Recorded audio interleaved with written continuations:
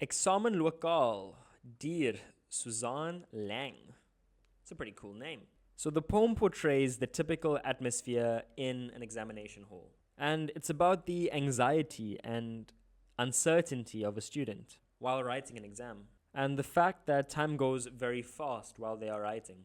The learners are very quiet and nervous while writing, and the teacher almost breaks the silence and tension as she walks loudly across the wooden floor. So everything is quiet until the teacher walks, and then there's this loud creak on the wooden floor. And after the time has elapsed, the students feel relieved.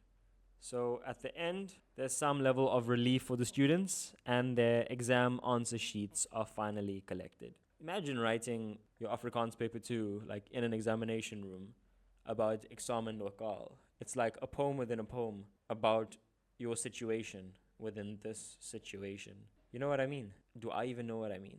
But you guys get it, like this is basically the situation that you'll be in. Like, what if they examine Eksamenlokaal? So you'll be writing like a test about students writing a test within a test. Yeah, you know what? Let's just start the poem. So there's no structure really to this poem. It's free verse, vrije vers. We have 11 versreels, 11 lines, 5 strophers. So 1, 2, 3, 4, 5 stanzas. And here we have a bit of an alleenplasing. Alleenplasing in strofe 4. It's dan om te beklemtoon. Die horlosie tel 2 ure af. It's time up. And there is no fixed rhyme pattern. Daar's geen rymskema. So just a quick discussion of the theme. So this poem, it portrays typical circumstances, the tone and experience of someone who is writing an exam. So it's just like typical exam conditions that are being examined here. And the poem, it shows that learners cannot study a day before their exam and should study in advance to reduce the tension and anxieties that they will feel for the exam. How many of you are actually watching this YouTube video now the day before your exam and thinking, like I understand this theme. Yeah, I should have studied beforehand. So study in advance. I feel like most of you are doing your last minute prep right now, like the day before your final Afrikaans paper 2. And study in advance to reduce tension, reduced anxiety that you'll feel for the exam. And if you're well prepared, you'll feel less nervous for the exam. So if your preparation is good, your nervousness will go down. You'll just be less nervous. Okay, analysis, line 1. So haar, this refers to the teacher that is invigilating in the exam hall. I heard one of my students say individuating last week. It's just invigilating. Click hard, shoes. The invigilator, they're making a noise on the wooden floor, and it's possibly an old school that still has wooden floors, but this is an assumption. This is also klankna bootsing. This is onomatopoeic, as it emphasizes the loud sound that the shoes of the teacher is making as she walks across the floor.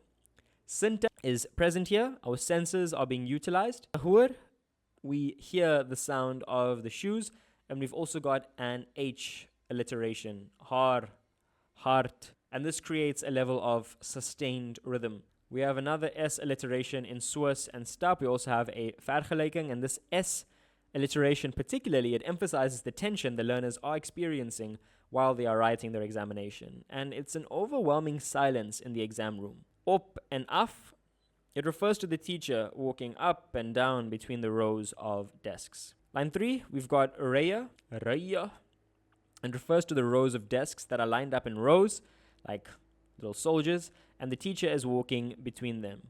Choep stil, a lekker intensieve vorm, and this it contrasts with hart. Sorry.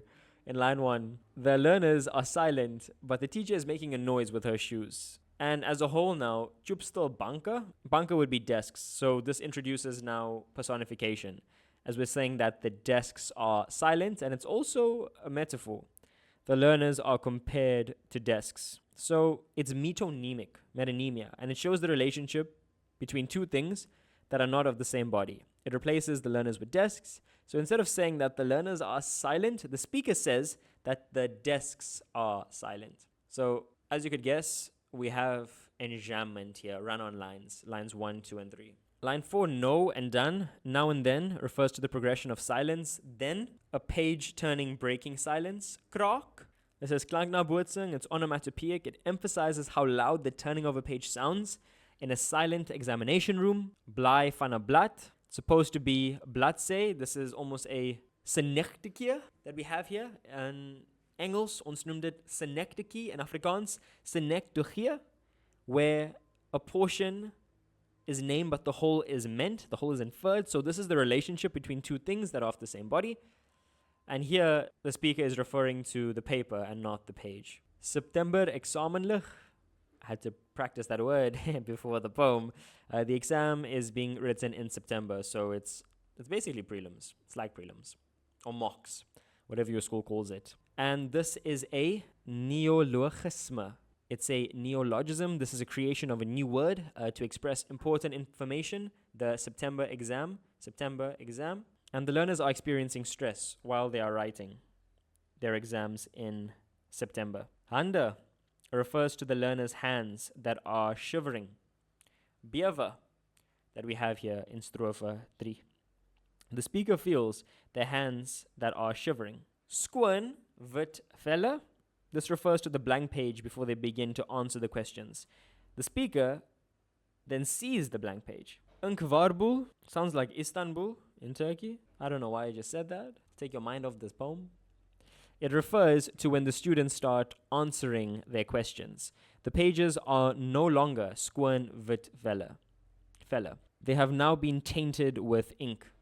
And this is a bit of a contrast to line 6. So these two lines in particular. The word again is a neologism. So inkwarboel, neologism. September examen, neologism. This is how you spell it. So neologism. And once more, we have a figurative and literal meaning. So literally, they're just writing very fast. And figuratively, the facts that they are writing down are incoherent, or there are facts that are missing. Line 8, we have our alleenplasing. It stands alone, and that emphasizes that time is an NB factor in the exam. Time's almost up. And it's also personification here as the clock is counting down the time. We've also got this introduction here of sintuig, our senses that are ever so heightened in the exam. So senses here will be sintuig, and the speaker sees and hears the clock. In line 9, we have a metaphor. Oes die stelle. This compares the teacher to a farmer. The farmer harvests his fruit and vegetables while it's ripe, and the teacher is systematically collecting the paper because they are done writing. So the papers now are like ripe fruit, and they're ready to be collected, essentially. And we have our S alliteration here. Say, stop, start. This emphasizes how slowly the teacher is collecting the papers. In line 10, blauw op wit. Blue on white, it refers to blue pen on white paper. That's really important. It's a nice little question that they can ask you guys about. So blue pen on white paper. And our double point here, our colon, will explain what was written with the blue pen. So the learner's knowledge. It's referring to what the learners knew and what they wrote. Ripe, it links the metaphor in line 9. And the answer sheets are now ripe with the learner's knowledge. Gistermiddag. Se kennis, the learners only studied the day before the exam. Like they started studying like yesterday, midday. And this contributes to their stress, while the exam hall was so tense and why their handwriting was almost ugly, with reference again to inkwarboel. Not too heavy of a poem. It's a bit on the shorter side, but then again, don't take it very lightly. This poem can always come back and bite you, but for the most part, it's relatively easy to understand and to analyze.